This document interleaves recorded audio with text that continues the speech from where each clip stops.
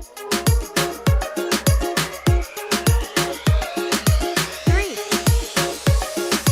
two, one. You're listening to Two Babies in a Business, a podcast about business, marketing, growth strategy, staff, clients, babies, and marriage. I'm Christina. This is my handsome husband, Peter Pilarski, and we're the founders and leaders of CIPR Communication. I like that I had to look at my screen to see what we were. Yeah. What do we do? Who are we? This is kind of exciting. We're kicking off a new series today around a topic that is not new to CIPR Communications, but it is kind of unique to CIPR Communications, and it's a kind of a niche topic. So without further ado, here we go. It is the value of tourism. So a little background, I guess, here is we kind of just started doing value of tourism work, I think, organically to some extent through just a series of engagements with clients, and probably started really because I feel like you and I both have a political background and we work with clients in the tourism space, and one thing kind of led to another, and I feel like our skill sets and our collective background and history and needs of clients all turned into this program that we're now calling the Value of Tourism program. So Yeah, I think what I've come across lately too is there are some regions in Canada, at least, that call it support for tourism programs or value of tourism programs. But yeah, I think definitely based on our political background. And then I feel like, as everyone knows by now, obviously campaigns and building support for the energy industry was something I was very active in at CAP. You were very active in building support around your initiatives, let's just say. Around your issues is what I was going to say. Yeah, okay. So we're not getting political, but yeah, I think, you look at most industries, and it's a timely series. So when this goes to air, we'll be just coming off of Tourism Week in Canada, which is something nationally the Destination Canada puts on every year that brings attention to tourism as an industry.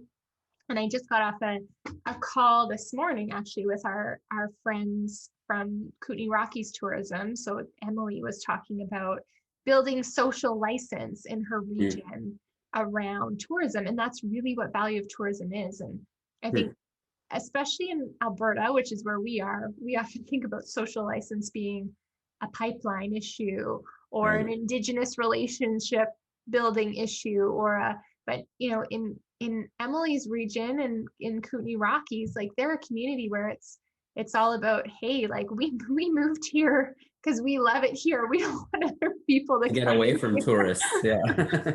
So there's this need to build, and that's really what value of tourism is. There's social license around not only tourism, but I think social license around tourism development and tourism funding. And we've had lots of examples with clients where they're trying to get like an arts center in the downtown core, or a new attraction, or funding in general. And when you have a strong advocates, then you are able to get some of that stuff done. Yeah. So that's kind of outlines a little bit, but really, so today's episode is really just kind of setting the foundation. What is value of tourism? You kind of explained it a little bit at a very high level, but why don't you kind of, give us a bit of maybe an example. I think maybe is a good way to kind of just like paint the picture for people, like, maybe an example from a client we're working with, or a client we've worked with in the past. And yeah, I think there are two common examples that we use. So one is this notion of funding. And so most, I would say, DMOs, so destination marketing organizations. So like a Tourism Kamloops, Tourism Kelowna, Tourism Calgary, Tourism Edmonton, that's what a DMO is, in case somebody listening doesn't know. Yeah, and there are community-based ones like the ones you've mentioned. There are regional-based ones that would cover off a whole kind of area and maybe have a bunch of those smaller CDMOs and inside of them. Then you have these provincial ones, right? So the Destination BCs, the Travel Albertas, Travel Manitobas.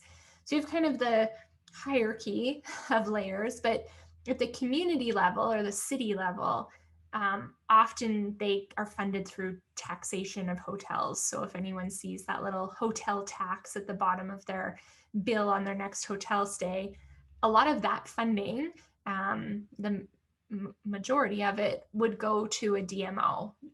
Right. And it's not For the case. Tourism marketing initiatives and things like that. Exactly. So it's not the case in every city, but I mean, it's based on how it's structured, but many cities, especially throughout Canada, rely on this tax to then market and sustain themselves as a marketing organization. And so a lot of value of tourism initiatives that we've been involved in have to do with this idea of building support around continued funding. And I think, like any election, so funding is renewed every 4 years.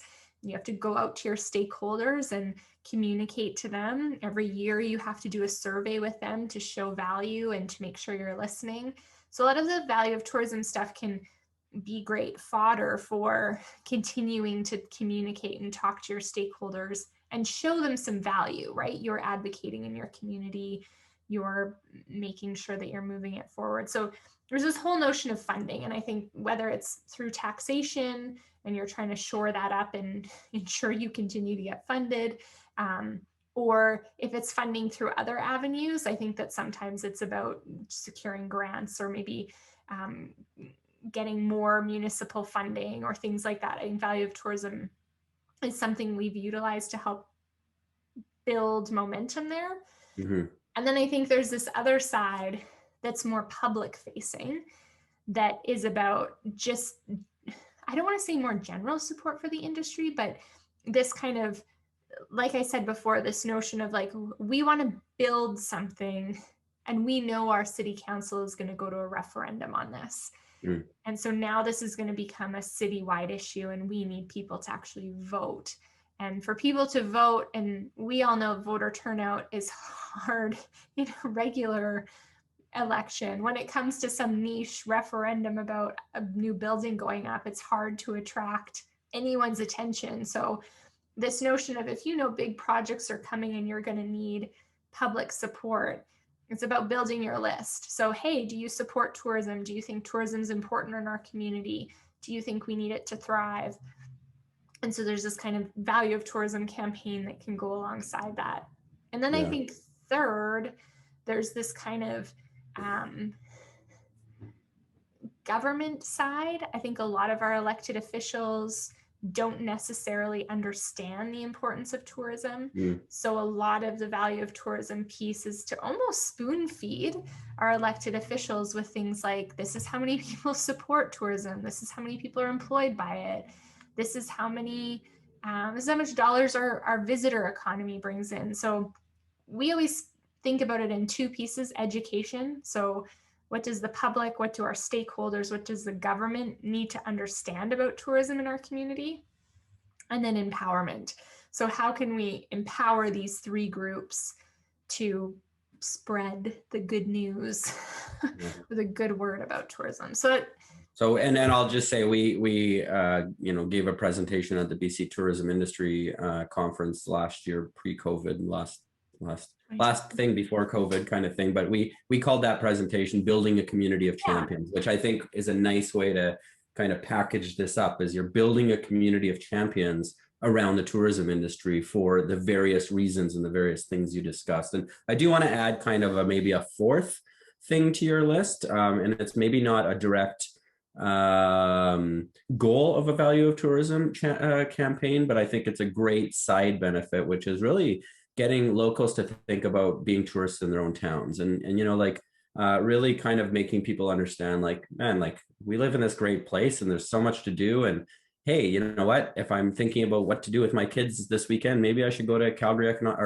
Tourism Calgary and look at their website and find out what sort of tourist attractions there are that I can take advantage of in my own city. So there's a bit of, I think, a community awareness around just like thinking differently about where they live from a tourism perspective. And then, that has the potential to help get more visitation to places maybe in the shoulder season when people aren't coming here as often, or that kind of thing, right? So just getting a little more local participation in the tourism sector in general to help the sector overall. Yeah, I think the majority of the campaigns we're currently working with clients on are exactly that, because with restrictions and Mhm. with all those things, the typical value of tourism campaign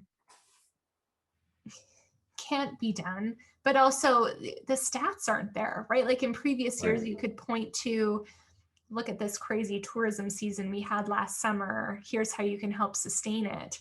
Whereas, last summer nobody went anywhere. So Yeah. this year it's been a real focus on still education. How important is our tourism industry?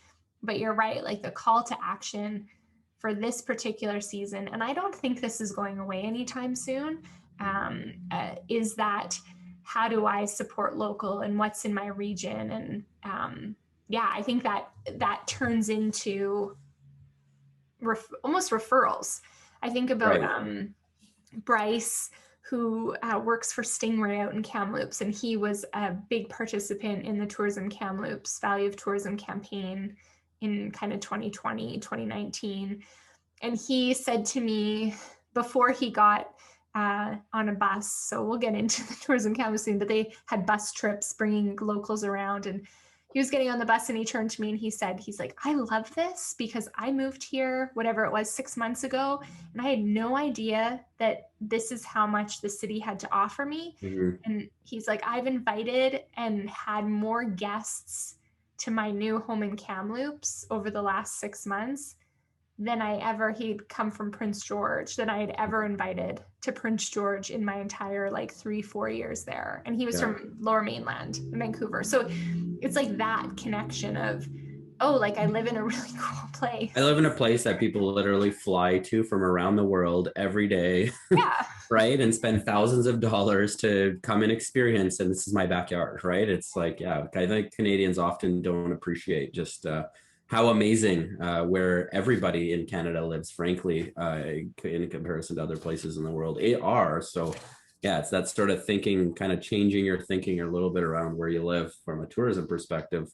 And it's too, I think about, we come across this quite often with clients on the value of tourism side where they have a tourism support issue, right? So I've moved to the beautiful town of, Pleasantville, and I don't want anyone else to come because I moved here and it's beautiful, and you're going to put your garbage and you're going to. So there's this one thing we always come across and use as an example is usually there's a beautiful trail or path in said town that was beautified because of grant funding provided by tourism. Right. Like you wouldn't have nearly as much developed in and around where you live if it wasn't for the tourists and the funding and the development that's happened as a result. Like you're sort of a benefactor of the tourism industry, even though, obviously it gets busy at times, which may not be something you love, but. Yeah. So there's these interesting, those are the connections we try to make. And we're going to explore this through the series, but every community has a different issue that they're trying to face or communicate about. But it's about, okay, what's the issue? How do we educate people? And then how do we turn that education into, like you said, creating a community of champions? Mm-hmm. Cool. I think that's a pretty good explanation about what the value of tourism is, which is the goal of today's episode. So, is there anything else? Because this is going to be largely the Christina show, because I feel like this is partly her brainchild or largely her brainchild. I'm just a pretty face when it comes to this one, mostly. Oh, good. No, I'm excited to talk about this. We're going to strive to get a bunch of interesting clients and guests on to talk about it, but I like it. It's a different way to think about marketing tourism. And I think back to our presentation in Victoria about value of tourism was most destination marketing organizations are only ever thinking about consumer marketing. So how do I get people to come here? And so value of tourism for us has been this really interesting ride, or I guess taking people on this interesting ride of how do you market to your locals? And this can be like you said, building community of champions, but it can also be that recognition of like, wow, I live in a cool place and tourism matters here. Because even Mhm. as, I mean, even as a Calgarian, I mean, I always just think of like, okay, the Stampede that drives in lots of Right. tourism dollars. That's important. But I never think about tourism probably any other time of year, maybe in the winter because of our access to the mountains. But tourism is a huge economic driver in Calgary. But I would Huge, never, huge. as a local, I don't think about that. Yeah. Yeah. Yeah, and I think it's obviously timely because I think I mean, we're talking a little bit about marketing to locals, which I agree isn't something that's going to be going away soon. But more importantly, for DMOs and for the tourism industry in general in Canada, I'm not going to sugarcoat it. I mean, we're going into a very different, like, COVID's changed a lot. Funding, government funding, grants, taxes, levies. I mean, I think everything is on the table going forward. So like really, folks need to get really proactive about this before, they find out, unfortunately, that the world has changed and they're not ready for it and they don't have their ducks lined up. Right. So, I hope that at the very least, this will, kind of get people thinking a little bit broader and bigger in terms of the next 10, 15 years of tourism in Canada, because I think, I'm hoping that this discussion and this topic will kind of set the stage for how at least we believe people should be approaching and thinking about that and getting innovative and thinking differently than they have maybe in the past. So yeah, we got a number of episodes and some great guests and some fun things when it comes to the value of tourism. So I'm kind of excited about this one. Me too. So, you know where to find us: iTunes, Spotify, and Spreaker. Follow along and can you believe this? It's our 6th podcast series. So there you go. Time flies when you're having fun. Go. So thanks everyone. Tune into the next episode. 3,